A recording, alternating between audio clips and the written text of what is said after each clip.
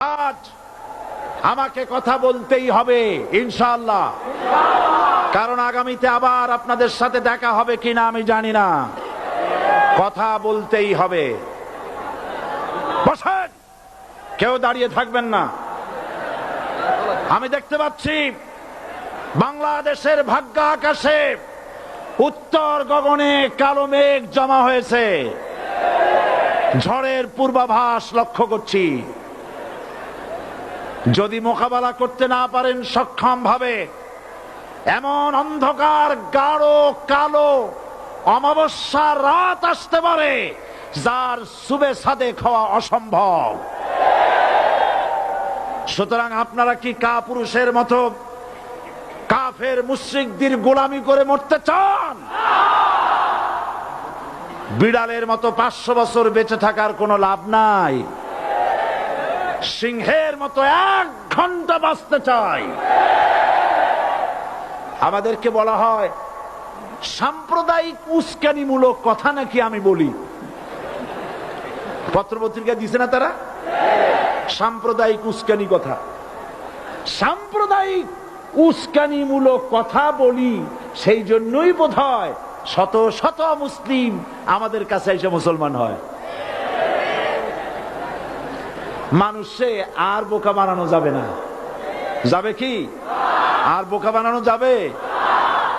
তারপর বলছে কি? এরপরে বলছে আমাকে বলছে রাজাকার। শুনে রাখো চট্টগ্রামের লক্ষ লক্ষ জনতা, পার্লামেন্টে যখন আমাকে এই কথা বলা হয়েছিল, আমার পার্লামেন্টের কলিগ জাফরুল্লাহ চৌধুরী সাহেব বসে আছেন এখানে। হ্যাঁ, জাফরুল ইসলাম চৌধুরী বসে আছেন পাশে। প্রধানমন্ত্রী সুদ্ধা, অন্তত 3 শতাধিক পার্লামেন্টের সম্মানিত সদস্যরা সেদিন বসা। 1997 সনের বাজেট বক্তৃতা যখন আমি করতেছিলাম, ডক্টর কুদরতে খোদা, নাম রাখছে কুদরতে খোদা, আসলে গজবে খোদা। এ লোকটি নাস্তিক, ইসলামের চূড়ান্ত দুশমন। তার প্রণীত শিক্ষা ব্যবস্থার যখন সমালোচনা করছিলাম, ট্রেজারি বেঞ্চ থেকে আমাকে বলা হলো রাজাকার। আমি আমার সমস্ত শক্তি একত্রিত করে বলেছিলাম শুধুমাত্র হিন্দুস্তানের রাজাকারেরাই আমাকে রাজাকার বলতে পারে। আমি বলেছিলাম 1973 সন পর্যন্ত আমি বাংলাদেশের কোন রাজনৈতিক দলের নেতা এবং কর্মী ছিলাম না। আমি রাজাকার নই। আমাকে রাজাকার বলে যদি তাকেও প্রমাণ করতে না পারে 10 কোটি টাকার মানহানি মামলা দায়ের করব। আমার এই বক্তব্য সারা দুনিয়া শুনেছে। পার্লামেন্টে আমার এই বক্তব্য রেকর্ড হয়ে আছে। সেদিন 3 শতাধিক পার্লামেন্ট মেম্বারের কেউ আমার চ্যালেঞ্জ গ্রহণ করেন নাই। যে কোনো ব্যক্তি পার্লামেন্টে গিয়ে আমার বক্তৃতা দেখে আসতে পারেন। এরপরে 1997 সনের 7 অক্টোবর দৈনিক জনকণ্ঠ পত্রিকা যখন আমার বিরুদ্ধে লিখল, সেই পত্রিকায় সাইদির ওপেন চ্যালেঞ্জ 8ম পাতা, 1997 7 অক্টোবর, এত বড় 2 কলামে হেডিং। সেখানে আমি বলেছি বাংলাদেশের সকল সাংবাদিক, গোয়েন্দা বিভাগ, বাংলাদেশের সকল বুদ্ধিজীবীকে আমি আমার পিরোজপুরে আমন্ত্রণ করছি। আমার উপস্থিতিতে যদি কেউ প্রমাণ করতে পারে বাংলাদেশের স্বাধীনতা যুদ্ধের বিরুদ্ধে আমার কোনো ভূমিকা ছিল, সজ্ঞানে স্বেচ্ছায় জাতীয় সংসদের সদস্য পদ থেকে পদত্যাগ করব। 3 বছর পার হয়ে গেছে, আজ পর্যন্ত কেউ এই চ্যালেঞ্জের মোকাবেলা করে নাই। সুতরাং আমাকে যারা রাজাকার বলবে তারা পিতৃ পরিচয়হীন অবৈধ সন্তান। 1971 সনের, শোনো মুসলমানেরা, 1971 সনের কোন কাদা সাইদির গায়ে লাগে নাই। আমাকে রাজাকার বলে জনগণ থেকে বিচ্ছিন্ন করবা। জনগণ থেকে আমারে বিচ্ছিন্ন করা যাবে না, কারণ এই জনগণ আমার জন্য আসে না, এই জনগণ আসে আল্লাহর কোরআনের জন্য।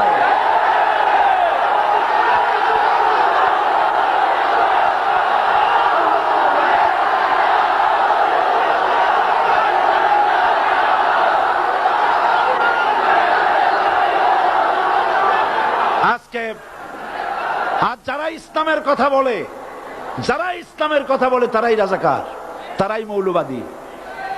মৌলবাদী বললে আমরা অসন্তুষ্ট হই না, কারণ মৌলবাদী শব্দটা আসছে মূল থেকে। মৌল শব্দ এসেছে মূল থেকে। মূলবাদী তার মানে যারা মূলে আছে। মূল হলো কোরআন, মূল হলো হাদিস, মূল হলেন আল্লাহ, মূল হলেন আল্লাহ রসুল। আমরা আছি মূলে। এখন বলেন তো মূলের শক্তি বেশি না আগার শক্তি বেশি? আমাদের যারা মৌলবাদী বলে ওরা হলো আগাবাদী। মূলে আছে কত কোটি? 12 কোটি। মূলে আছে কত কোটি? আর আমাদের যারা মৌলবাদী বলে ওই থাকো গাছের আগায়, আমরা মূলে। লাভালাভি বেশি করবা না, 12 কোটিতে গাছের গোড়া আসতে নানা দেবে, মামু বাড়ি দিল্লি গিয়া পড়বা, বাংলার জমিনে জায়গা হবে না। এ কথা বিশ্বাস করো। বাংলাদেশের মুসলমানদের শরীরে এক বিন্দু রক্ত থাকতে শয়তানের তৈরি করা ধর্ম নিরপেক্ষ মতবাদ বাংলার জমিনে কায়েম হতে দেওয়া হবে না, হবে না।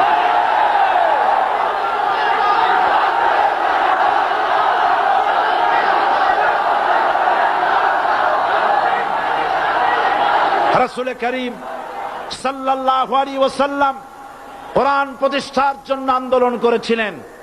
আয়াতুল কুরসি আমাদের সে কথাই শিখেছে।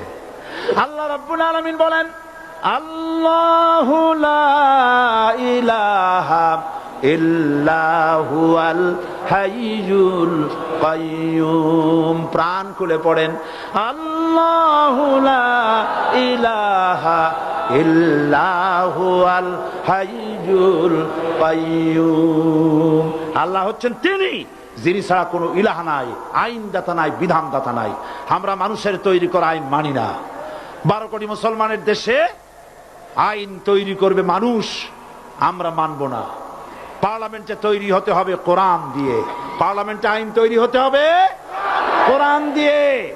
সুতরাং ভয় যতই পান আর যতই ষড়যন্ত্র করেন, 4 দল যখন একত্রিত হয়েছে, ঐক্যবদ্ধ থাকবে, সরকার ঐক্যবদ্ধভাবে গঠন হবে, নির্বাচন ঐক্যবদ্ধভাবে হবে এবং কোরআন হবে, আল কোরআনের পার্লামেন্ট হবে বাংলাদেশে।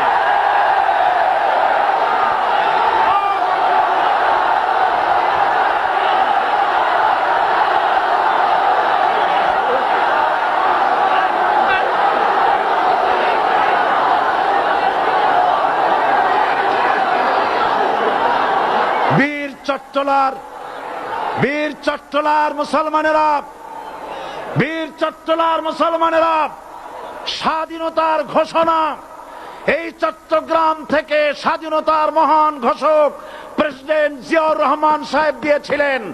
এই চট্টগ্রাম থেকেই ইসলামী রাষ্ট্রের ঘোষণা হবে।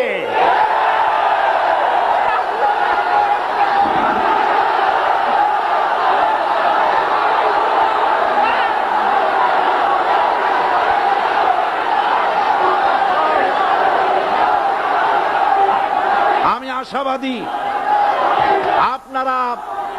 আপনারা অবশ্যই তা পারবেন। আমি 100% বিশ্বাস করি ইনশাআল্লাহ। কারণ যে ষড়যন্ত্রের মোকাবেলা করে স্থানীয় রাজনৈতিক দলের নেতৃবৃন্দ কোরআনের মাহফিল সিনায় এনেছেন, আমি প্রথম দিনই বলেছি চট্টগ্রাম তাফসিরুল কোরআন মাহফিল কোন রাজনৈতিক দলের প্রতিনিধিত্ব করে না। এটা কোন জামাত শিবিরের একক সম্পদ নয়, এটা চট্টগ্রামের মুসলমানদের কলিজার টুকরা তাফসিরের মাহফিল। সুতরাং এই মাহফিল